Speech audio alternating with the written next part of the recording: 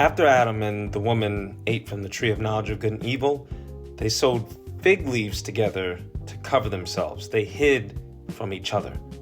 Then, when they heard the voice of the Lord walking in the garden, they hid from him. See, sin always comes with shame. And there's two things about shame that I want to talk about. First of all, when shame is in your life, you hide it. Like, I'm not talking about guilt. The guilt says, I did something wrong. But shame says, something's wrong with me. But before sin entered the world, there was nothing to be ashamed of. And that leads to the second truth. When shame is confronted, a sinner will almost always blame shift. And this is far more common than you think. So to show this, I'm going to go political. I'm not going to put all the headlines. I don't chase all of the trending topics because my channel is about longevity. It's not about whatever the media is telling us to be angry about this week, right? I'm addressing a mindset, not little moments. So if this shoe fits, we're going to repent and we're going to kick it off. This is what I like to say. Show me a person who's always pointing out the evil in others, and I'm going to show you somebody who has unrepented sin in his life. What people like to call exposing others, it's just pride. It's pride, because pride's not always everybody look at me because I'm so great. Sometimes pride, and in this case, it's don't look at me because he is so bad. And that's not humility. Humility is not where we draw attention away from ourselves. Humility is refusing to place undue attention on ourselves, because that's what reflects God, because he's invisible.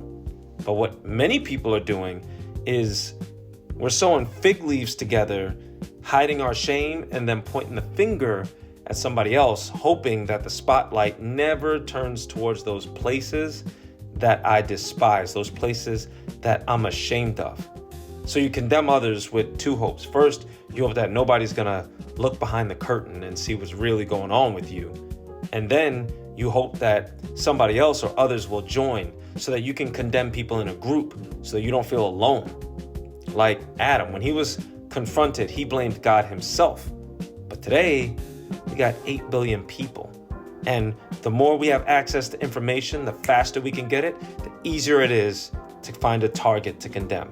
And this is why I point to Proverbs 18:17 through 19. It says this, it says, the one who states his case first seems right until the other comes and examines him.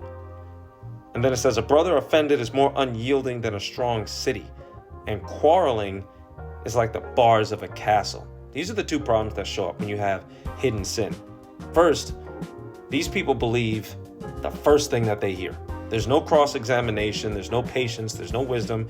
You run with the first narrative that lets you keep the attention off your fig leaves, your shame. Even going as far as to say that someone is not worthy of God's love or forgiveness because you're not forgiven. And when you're not forgiven, you can't extend it. You can only give to people what you have, which in this case is guilt and shame. And if anyone gets in the way of that, then you add them to your list. That is prime evidence of unrepented sin. The second problem is that if somebody's offended, they're unteachable, right? If somebody's already offended, even asking them to consider that their view might not be the full picture, it's like trying to break into a fortified city. And then when the arguing starts, it doesn't bring clarity, it just splits. It splits families and friendships, churches. That's the goal of information overload. You get this endless sides thing, permanent outrage, severance. You got blacks over here, whites over there, liberals over here, conservatives over there. You know, Catholics, Protestants. Each side just demonizes the other. You even got like LGB groups now splitting from like TQ whatever groups, and they're fighting each other. When God said that it wasn't good for man to be alone, he placed someone near Adam who didn't look like him, who didn't think like him, and who didn't act like him. The only way that Adam could walk in this purpose is by understanding. But how much in politics is about understanding people who aren't like you? Instead, if someone doesn't look like you, or think like you, or act like you, they're treated as being unworthy of you. And in doing that, like, look at what you just did. You just exalted your throne above God's. because there's about your standards, your thinking, your righteousness.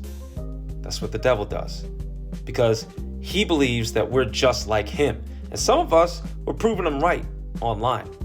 But others, you have no shame left for the devil to weaponize, because you've already confessed it. You've already repented before God. There's nothing in you for the enemy to use. That's how Jesus says it. That's why you don't need to look righteous by condemning others behind your keyboards or behind your phones. Like Jesus says in Luke chapter 7, he says, when some are forgiven much, then they love much. But those who aren't forgiven love little. So don't fall for that trap, guys. You got to confess this sin, renounce it. Don't go into my comments section trying to blame shift, place emphasis on me and all that. Just get before God, just you and him, and be forgiven. This is Christian FAQs.